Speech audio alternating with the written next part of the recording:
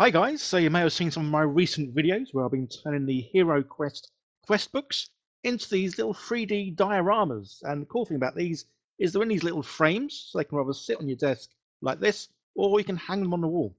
So the latest one I've made is this, which is of course the Kellars Keep Quest Pack.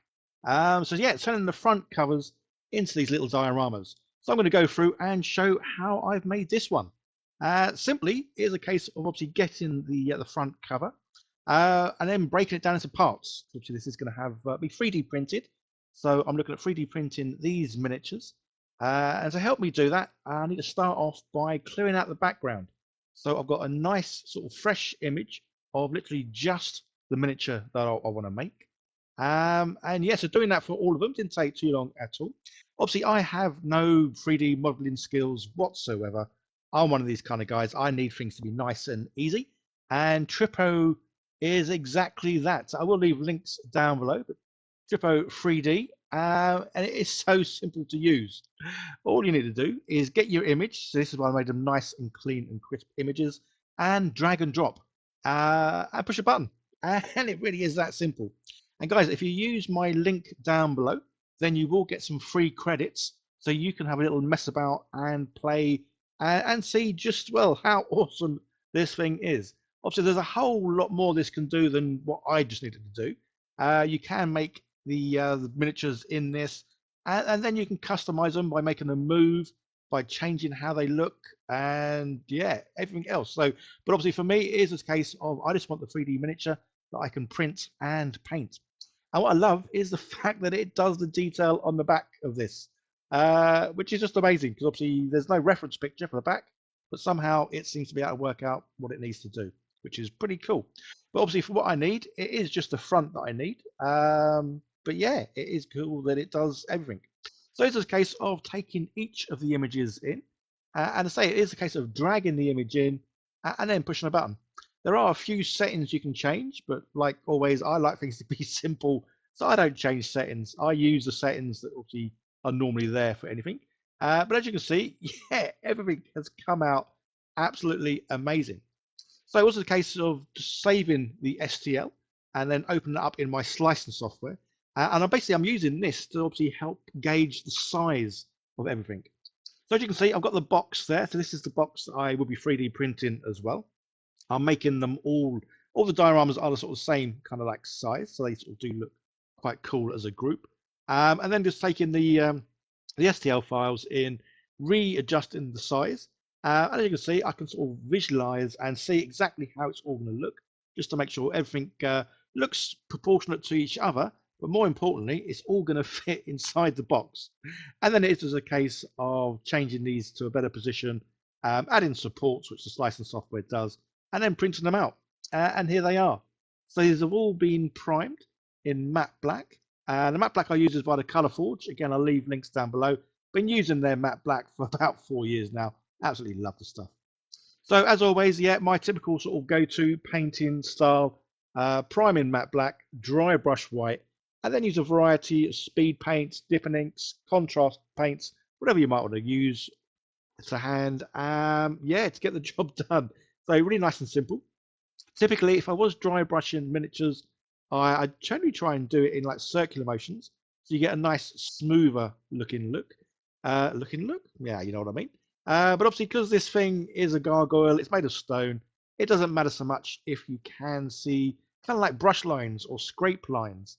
Sometimes they can add good effects, especially for doing walls and vehicles and the like. So this dude, yeah, I really should have been doing more circular motions, but as you can see, yeah, not so much. And it is a case of, well, painting them. So as you can see, though, for a change, I'm actually painting all the parts separately. Typically, I like to just glue everything together and then give myself the hard task of trying to paint everything. Yeah, when it's all sort of tightly next to each other.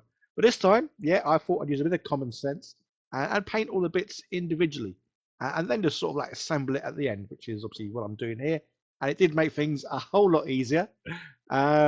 Yeah, well, I do like just gluing everything together and see what happens. So this dwarf, yeah, I didn't realize he had so much bling on him. He must be quite a rich sort of dwarf because obviously A lot of the stuff he's got is gold. And obviously check out those rings on his fingers.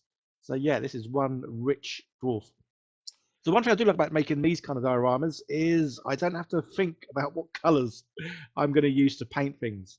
And sometimes I think that's the hardest thing about painting miniatures is the colour choice, because well, I have no real dress sense, and I think it comes down to the same here with painting.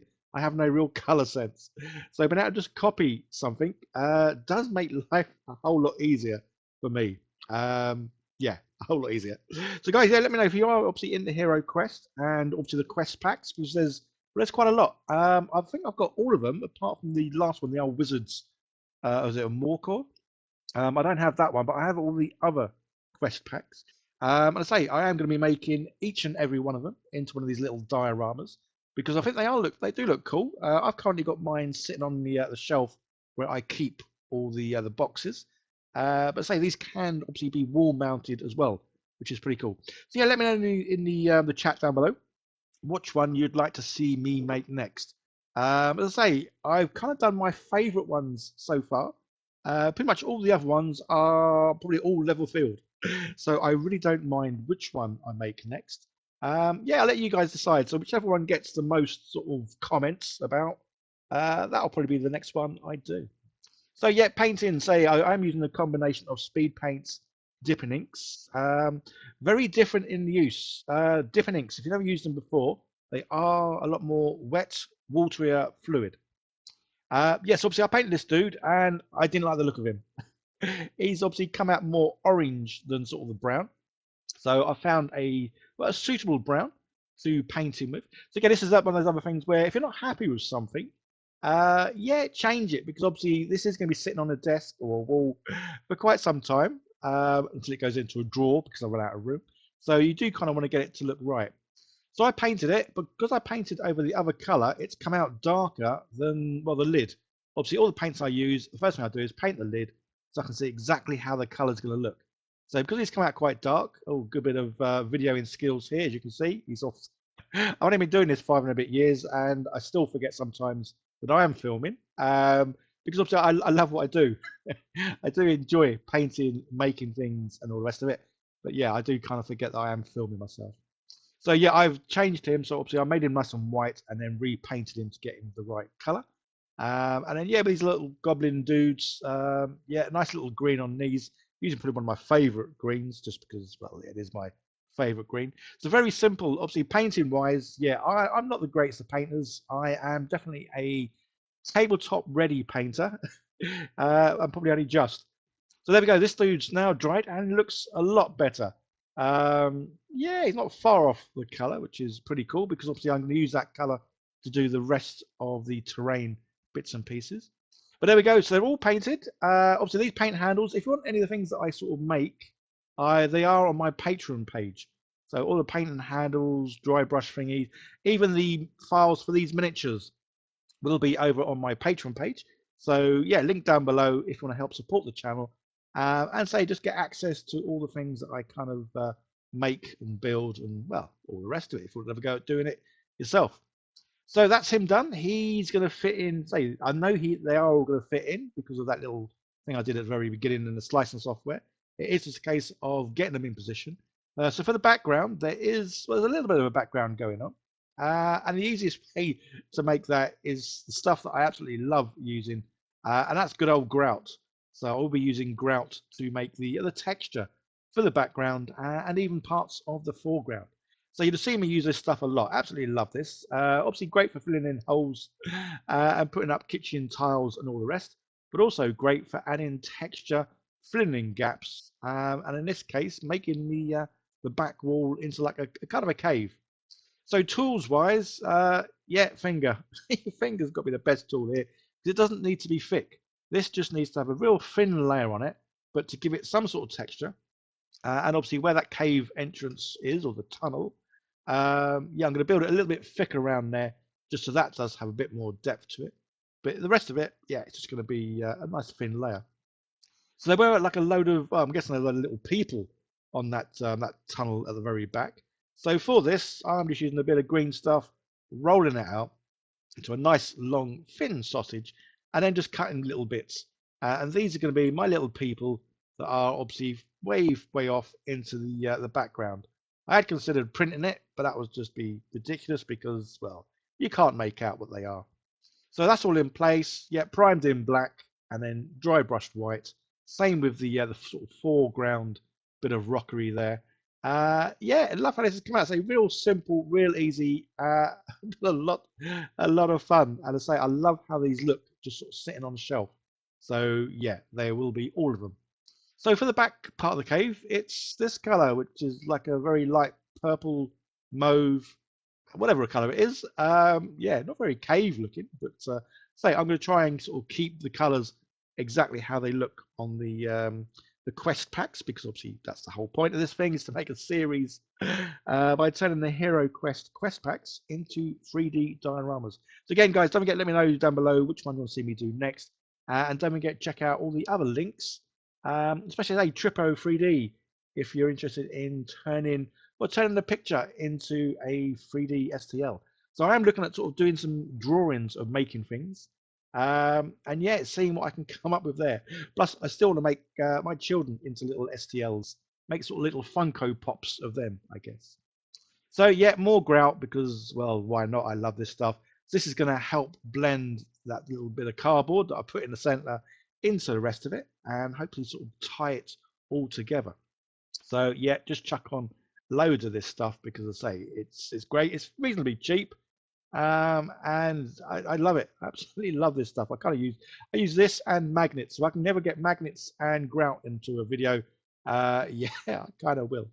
So we'll put loads of that around and then paint it, and then this is what we've got. So we've got the bottom bit done as well.